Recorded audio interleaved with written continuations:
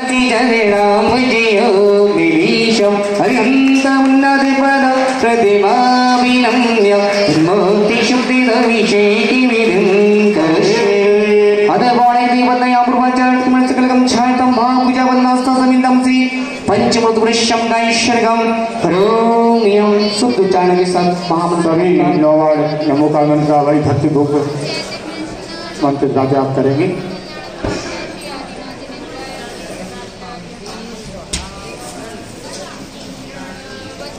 और भी दिनों में शांति धारा में अपना नाम लिखाना हो।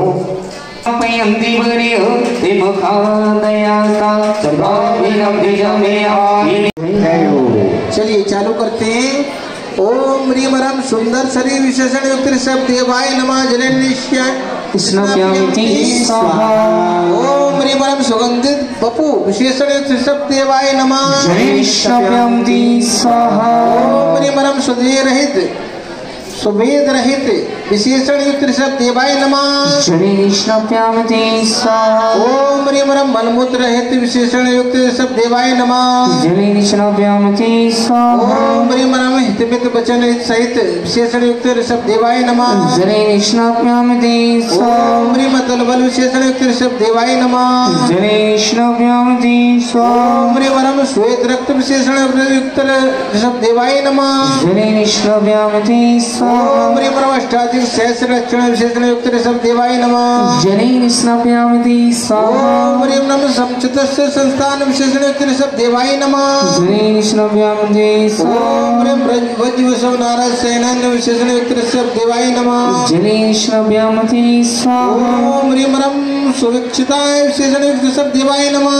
कृष्णप्यामिति स्वाहा। ओम ह्रीं रम आकाश गमन विशेषण युक्त ऋषभ देवाय नमः कृष्णप्यामिति स्वाहा। ओम ह्रीं रम चित्रमुख विशेषण युक्त ऋषभ देवाय नमः कृष्णप्यामिति स्वाहा। ओम ह्रीं रम दयाल दृष्टि विशेषण युक्त ऋषभ देवाय नमः कृष्णप्यामिति स्वाहा। ओम ह्रीं रम उपसर्ग रहित विशेषण युक्त ऋषभ देवाय नमः कृष्णप्यामिति स्वाहा। ओम ह्रीं रम कमलाहार विशेषण युक्त ऋषभ देवाय नमः कृष्णप्यामिति स्वाहा। ओम ह्रीं रम संपूर्ण कला विशेषण युक्त ऋषभ देवाय नमः कृष्णप्यामिति स्वाहा।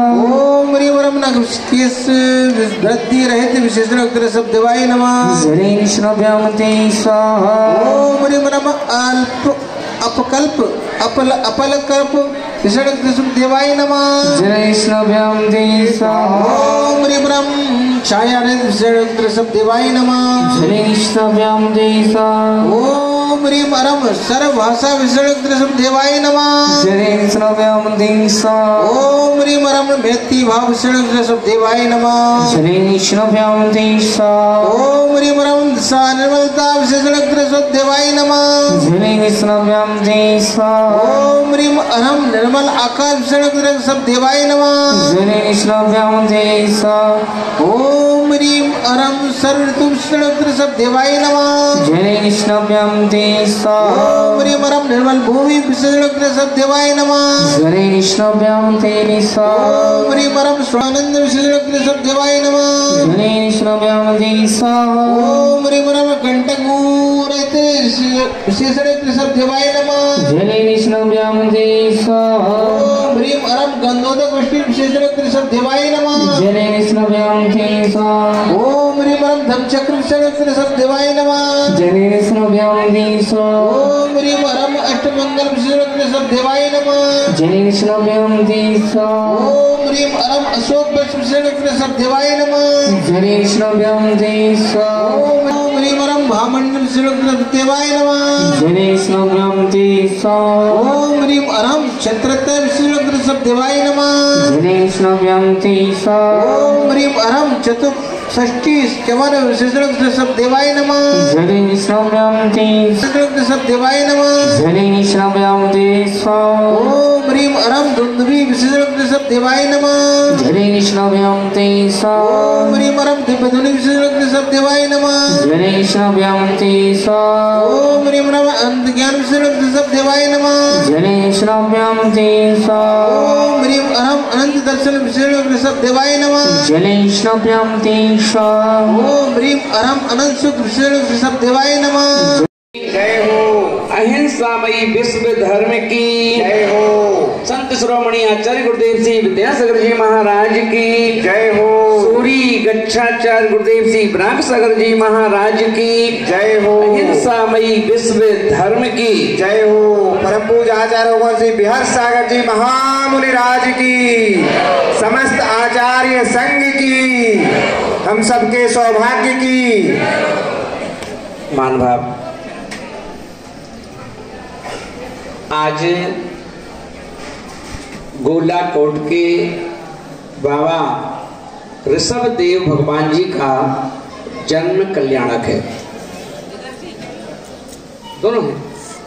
अच्छा, दो कल्याणक हैं, जन्म कल्याणक भी है और तप कल्याणक भी है। अब अपन ये देखेंगे कि जन्म कल्याणक,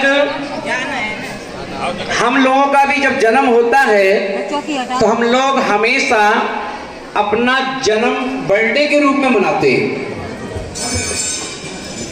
और अपन के और भगवान के जन्म कल्याणक और जन्म जयंती मनाने में कितना अंतर है कि हम सब लोग जब भी कोई अपना बर्थडे मनाते हैं तो केक लाते हैं, मोमबत्तियां जलाते हैं, फिर जलाते हैं, फिर फूंकते हैं, फिर थूकते हैं, और फिर सब लोग उस केक के टुकड़े करते हैं और एक दूसरे को खिलाते हैं और तालियां बजाते हैं और जोर जोर से बोलते हैं हैप्पी बर्थडे टू यू। इसीलिए वो जन्म कल्याणक नहीं बन पाया। वो क्या है? बर्थडे है, जन्मदिन है, और वो इस बात का प्रतीक है कि जो केक है वो हमारी लाइफ है, लाइफ हमारा शरीर है, और उस शरीर पर हम जितने वर्ष के हो जाते हैं उतनी मोमबत्तियां हम लोग जला देते हैं। मान लो 25 साल हैं तो 25 मोमबत्तियां जलेंगी, और उसके बाद अपन देखेंगे उन 25 मोमबत्तियों को पहले जलाते भी अपने ही लोग हैं और फिर 24 बुझाते भी अपने लोग हैं। फूकते हैं ना, और बुझाते कैसे हैं? फूक फूक करके। और एक एक मोमबत्ती को जब फूकेंगे तो मुंह में से थूक भी निकलेगा। अब वो थूक निकलेगा तो जाएगा कहाँ? केक के ऊपर। अब वो केक कैसा हो जाता है? फुका फुकाया, थुका थुकाया। तो केक कैसा हो जाता है? फुका हुआ भी है और थुका हुआ भी है। और वो फिर क्या करते हैं? उठाते हैं चाकू, और चाकू से उसके पीस बनाते हैं। तो इस बात का संदेश होता है कि देख लो, हमने 24 वर्ष फूकने और थूकने लायक काम किए हैं, और एक मोमबत्ती जली छोड़ देते हैं कि ये एक आशा की किरण है, इसमें हम अपना कुछ काम कर सकते हैं। 24 में कुछ नहीं किया, इसलिए को बुझा दिया और फूक दिया, और वो फुका पकाया, थुका थुकाया केक जो है हम सबको खिला देते हैं कि इसका हमारे काम का तो है नहीं, तो ये लोग खा लो।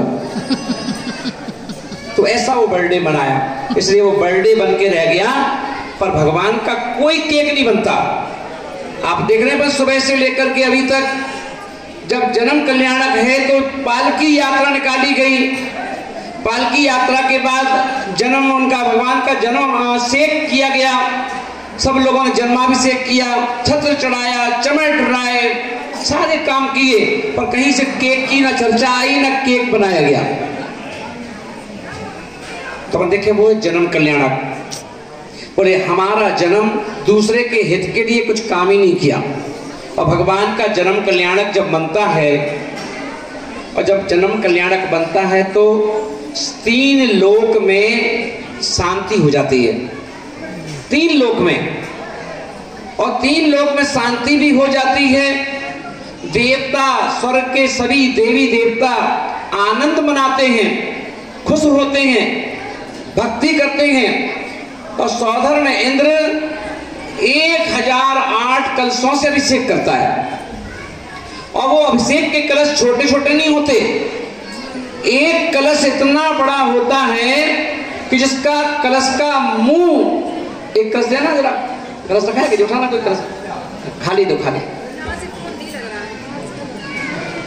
ये कलश जो है, इस कलश का मुंह इतना बड़ा है, अगर ये कलश भर के कोई अभिषेक करे तो अपन रोक देंगे, क्या कर रहे यार, कम करो, कम करो, ज्यादा मत लो, है ना। अपन देखें इस कलश का मुंह जो जिस कलश से सौधर्मेंद्र अभिषेक करता है वो 12 किलोमीटर का होता है। कितना होता है?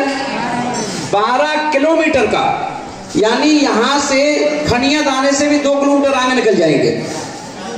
ज्यादा हो गया। अच्छा, इतना बड़ा उस कलश का मुंह होता है और इसे कहते हैं कलश का पेट। और ये कलश का पेट होता है वह 48 किलोमीटर का होता है। कितना होता है? 48 किलोमीटर का। और ये जो कलश की ऊंचाई है ये 96 किलोमीटर की होती है। तुम्हारा खानदान भी मिलकर एक कलश नहीं उठा पाएगा, इतना बड़ा कलश होता है। और इसीलिए कहा गया जब भी हम भगवान का अभिषेक करते हैं तो 2 हाथों से कभी नहीं करना चाहिए। कई बार लोग क्या करते हैं, दोनों हाथों में 2 कलश ले लेते हैं और एक साथ अभिषेक करते हैं। तो उनसे कहा जाता है कि सौधर्मेंद्र भी एक कलश को 2 हाथों से उठाता है और कलश इतना बड़ा होता है कि तुम 2 हाथ से 2 कलश उठा ही नहीं पाओगे, तुम ही उठ जाओगे। तो इसलिए एक कलश को, भले ही वो छोटा कलश हो, पर हमें स्थापना निक्षेप से यही मानना है कि ये वो ही कलश है।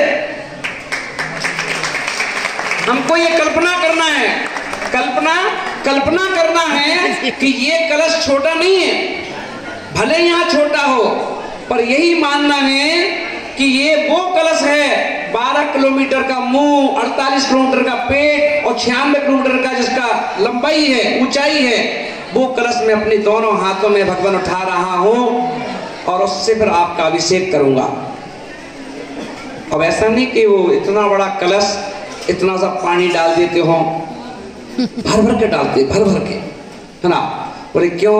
बोले जैसे भर भर के डालोगे वैसे भर भर के मिलेगा। कैसा चाहते हो ना? पानी पूरी वाला अगर पानी पूरी में मटके में थोड़ा सा डुबो दे और इतना सा पानी डाल दे तो मैं दे देता हूँ, उसी तरफ आंखें नटल के देखोगे। क्यों भाई साहब, क्या हुआ? पानी भर के रस में, है ना, पानी भर भर पूरा भर भर के दो, है ना।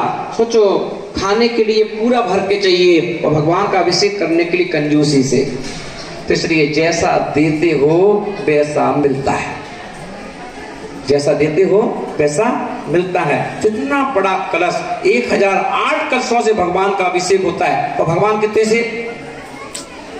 मूर्ति तो बड़ी है भगवान की, छोटा सा बच्चा, है ना, 3 किलो का, और 3 किलो का बच्चा उसका अभिषेक होता है। सौधर्मेंद्र भगवान महावीर स्वामी की काया को देख करके शंका करने लगा और ये सोचने लगा कि इतना बड़ा कलश है और इतना जल भगवान के ऊपर डालेंगे कहीं भगवान ना बह जाए। पर भगवान तो भगवान थे, उन्होंने उनकी सौधर्मेंद्र की भावना को भांप लिया। तो उन्होंने क्या किया कि मन में सोचा कि सौधर्मेंद्र जी शंके में है, इसकी शंका दूर करना पड़ेगी। तो उन्होंने क्या किया, जोर से छींक दिया। भगवान ने, छोटे बच्चे ने छींक दिया और छींका जब तो छींक की इतनी आवाज हुई कि सौधर्मेंद्र लड़खड़ाया और गिर पड़ा। और जैसे ही गिरा तो उसको लाइस हुआ, ओहो मैं किसके बारे में सोच रहा हूं भैया, ये तो 3 लोग के नाथ है। क्योंकि रियलाइज कराना भी जरूरी है। अगर पिताजी घर में रियलाइज ना कराएं कि मैं बाप हूं तो बेटा भी तुम्हारी इज्जत नहीं करेगा और पत्नी भी तुम्हारी इज्जत नहीं करेगी। तो वहां पर कहा जाता है कि अभिमान करो मत और स्वाभिमान छोड़ो मत। तो पिताजी भी कहा गया कि पिताजी को अपना स्वाभिमान दिखाना चाहिए, गट्स दिखाना चाहिए कि मैं पिता हूं, कि जाते ही घर के सब लोग चौंक जाएं। पहले के समय में घर में पिताजी की एंट्री होती थी तो पिताजी हल्का सा संकेत दे देते थे, इतने में तो घर में हैं हो जाती थी। बहू में क्या, पत्नी क्या, सबके सर पर पल्लू डल जाता था कि भैया आ गए घर के मुखिया। और सब लोग बिल्कुल जल्दी जल्दी, हाँ आप पिताजी आ गए, पानी ले आए, भोजन ले आए। तो ये अब स्वाभिमान है, अपना अभिमान नहीं है। तो कहा क्या कि अपना बड़प्पन अपने हाथ में रखना है। तो 3 लोग के नाथ, उनका अभिषेक 1008 कलशों से सौधर्म इंद्र करता है, मनुष्य नहीं करते। देखिए कितने भी ग्रंथ पढ़ लेना और अपन देखेंगे चाहे पंचकल्याणक हो चाहे विधान हो, अपन देखते हैं विधान बाद में होता है, कल्याणक बाद में होता है, पहले सौधर्म इंद्र बनाया जाता है। क्योंकि जितने भी विधान हैं, जितने भी पंचकल्याणक हैं, बिना सौधर्म इंद्र के संपन्न नहीं होते। तो सौधर्म इंद्र सारे इंद्रों की जो लॉबी है 16 इंद्रों की, वो सारे इंद्र बनाए जाएंगे और सारे इंद्र बनकर के फिर भगवान की पूजा अर्चना होती है। तो इसलिए जब भी हम अभिषेक करते हैं तो पहले कल्पना की जाती है मैं आई एम स्वयं धर्म इंद्र, मैं कौन हूं। कैसे कहते हैं भारल जी, जिस समय आप अभिषेक करने के लिए धोती दुपट्टा पहन लिया और जैसे ही आपने चंदन लेकर के 9 स्थानों पर चंदन लगाया, वो चंदन किस बात का प्रतीक है, बनिया का प्रतीक। कहे भगवान हमारे पास तिलक तो है नहीं है चांदी सोने का, तो हमने चंदन ही लगा लिया। भगवान हमारे पास सोने कुंडल तो है नहीं पहनने के लिए, तो हमने चंदन ही लगा लिया। भगवान हमारे पास सोने के वो तो है नहीं बाजूबंद, हम चंदन ही लगा ले रहे। भगवान कलाई बंद तो है नहीं सोने की, तो हमने क्या किया, चंदन ही लगा दिया। जनेऊ तो है नहीं चांदी सोने का, तो हमने क्या किया, तिलक ही लगा दिया। तो ये क्यों बनाया, पहले हमने अपने आप को सजाया, इस योग बनाया कि मैं 3 लोक के नाथ का अभिषेक कर सकूं। क्योंकि सोसाइटी मेंटेन करते नहीं करते हो आप लोग, बताओ। शादी में किसी महिला को जाना है तो पहले ये विचार किया जाता है कि किसकी शादी में जा रहे हो, वो सामने वाली पार्टी कैसी है। अगर सामने वाली पार्टी अगर बेचारी ऐसे ही मोहल्ले की है तो चलो फिर ऐसे ही चलो, अपन तो वैसे ही अच्छे लगते हैं उनके सामने। और देख लिया कि भाई अपनी बहन है और बहन अच्छे घर में गई है और घर में अच्छा पैसा बहुत है, सेठ बचते हैं वो लोग, और शादी में जाना है तो दुल्हन तो सजेगी सजेगी म्यूजिशियन के पास 10,000 रुपए दे करके, पर तुम भी 2-3 हज़ार तो खर्च करके ही जाओगे, सज धज के पूरी शरीर की डेंटिंग पेंटिंग करके जाओगे, जाओगे नहीं जाओगे। सोसाइटी मेंटेन करते हो कि वहां जाएंगे तो लगना चाहिए कि हम उनकी बहन है, ठीक ही लगना चाहिए ना। तो आचार्य महाराज बोल रहे हैं महाराजा के पास जा रहे हो तो कम से कम राजा बन के जाओ। कैसे जाओ, राजा बन के। इसलिए जब देखते हैं मंदिर जी में चांदी का मुकुट, इनने बोली ली कौन सा बना है, इनको मुकुट दो अच्छा वाला मुकुट पहनाओ, इनको हार पहनाओ, है ना। तो पूरी तरह से सजा धजा करके अब वो कहता है कि मैं सौधर्म इंद्र हूं, अब मुझे अधिकार है अभिषेक करने का, और फिर वो अभिषेक करता है। और अभिषेक करने के बाद लास्ट में क्या कहता है, अब मैं सौधर्म इंद्र का पद छोड़ रहा हूं, अब मैं वापस वही जो भी नाम है वो बन रहा हूं। अब दुकान पे जाके पंचरी की दुकान पे बेचूंगा आटा बेसन, सौधर्म बेचता नहीं, फिर वापस सजा। इसलिए पर कह देते लास्ट में आए जो जो देवगण पूजे भक्ति प्रमाण, अब जाओ तुम कृपा कर अपने हमें भी छोड़ो तुम भी जाओ, है ना। छोड़ देते हैं पर लोग। और इसलिए यदि एक बार पकड़ लिया होता, जिन गुरु की हम जय घोष लगाते हैं ना इतनी, आचार्य विद्यासागर जी महाराज, आचार्य विराट सागर जी महाराज, आचार्य मुनि सुधा सागर जी महाराज, सोचो इन्होंने ये नहीं कहा कि आए जो जो देवगण पूजे भक्ति प्रमाण, अब तुम जाओ कृपा कर। उन्होंने कहा क्यों जाओ, 24 घंटा हमारे दिल में रहो, 24 घंटे दिल में रहो। और 24 घंटे जिसने अपने दिल में भगवान को रख लिया उसकी जय जयकार अपने आप होती है। और जिन ने कहा कि आए जो जो देवगण पूजे भक्ति प्रमाण, अब वो जाओ कृपा कर, वो रोज आकर के फिर से भगवान को बुलाते, आओ, फिर कहते जाओ, फिर कहते आओ, फिर कहते जाओ। भगवान के कोई भरोसा ही नहीं है ना। अब तुम करते रहो, तुम्हें मालूम ही नहीं भगवान आए कि नहीं आए। जब रोज आओ, रोज बुलाओगे, रोज भगाओगे तो भगवान ने आंखें बंद कर ली, बैठा रहे चुपचाप, कर ले जो करना तेरे को। तो कहते एक बार बुलाओ तो ऐसे बुलाओ कि फिर सोचो नाती पोते अगर 2 मिनट नहीं दिखते हैं तो आत्मा हिल जाती। कहाँ देखिए कहाँ पूजा, काय की पूजा और काय के भगवान और काय का अभिषेक, काय की शांति धारा, जब तक नाती मिल नहीं जाएगा ना, जब तक जाकर के सब गौण कर दोगे, सबको होल्ड कर रख दोगे भगवान को भी। तब नाती पोता मिल जाता है, फिर जी में जी आ जाता है। हाँ चल बैठ भगवान का अभिषेक हो रहा है। कहते हो। तो सोचो तुम्हें 24 घंटे में तुमने आधा घंटे के लिए आए, भगवान को बुलाया, फिर भगवान को वापस भेज दिया, और बिना भगवान के तुम 23 घंटे दुकान और घर में रहते हो। सोचो तुमसे कैसे रहा जाता है।